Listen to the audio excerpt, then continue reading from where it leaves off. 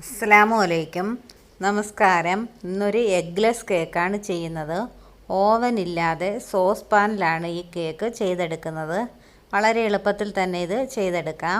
അതിന് വേണ്ടുന്ന ingredients: 1.5 cup മൈദ, 1 teaspoon baking powder, 1/2 teaspoon baking soda. ഇത് നല്ലതുപോലെ ഒന്ന് അരിച്ചെടുക്കാം. 250 ml മെഷറിംഗ് കപ്പാണ്.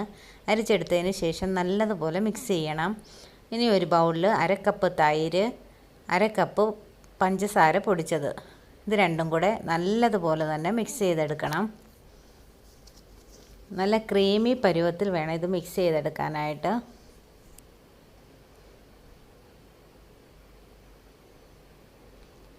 അത് നന്നായിട്ട് തന്നെ മിക്സ് ചെയ്തെടുത്തിട്ടുണ്ട്.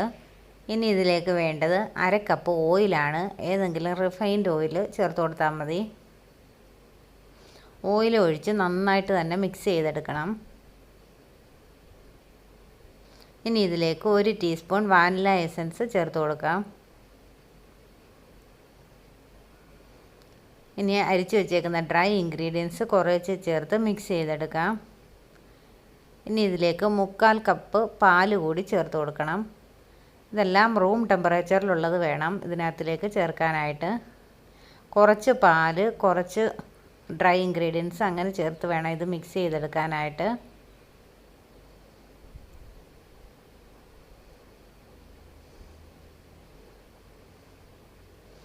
ഇനി ഒരു പാനിൽ ഫുള്ള് ഓയിൽ തേച്ച് അടിയിലൊരു ബട്ടർ പേപ്പർ വെച്ച് കൊടുത്തിട്ടുണ്ട്.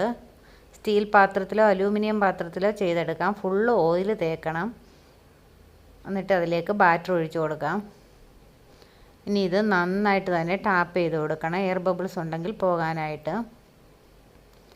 ഞാൻ ഇനി ഒരു പഴയ പാൻ ചൂടാക്കാൻ വെച്ചിട്ടുണ്ടായിരുന്നു. അതിൻ്റെ മുകളിലേക്ക് വെച്ച് കൊടുക്കാം. ഇനി ഇതിൻ്റെ മുകളിലെ ഹോള് ഒന്ന് അടച്ചു കൊടുക്കാം. ഇനി ഇത് 45 മിനിറ്റ് ബേക്ക് ചെയ്തെടുക്കാം, മീഡിയം ടു ലോ ഫ്ലെയിമിൽ. കേക്ക് ബേക്കായി വന്നിട്ടുണ്ട്. ഇനി ഇതൊന്ന് ഡീമോൾഡ് ചെയ്തെടുക്കാം. നല്ല സോഫ്റ്റും നല്ല ടേസ്റ്റും ആയിട്ടുള്ള ഒരു കേക്കാണിത്. എളുപ്പത്തിൽ ചെയ്തെടുക്കുകയും ചെയ്യാം.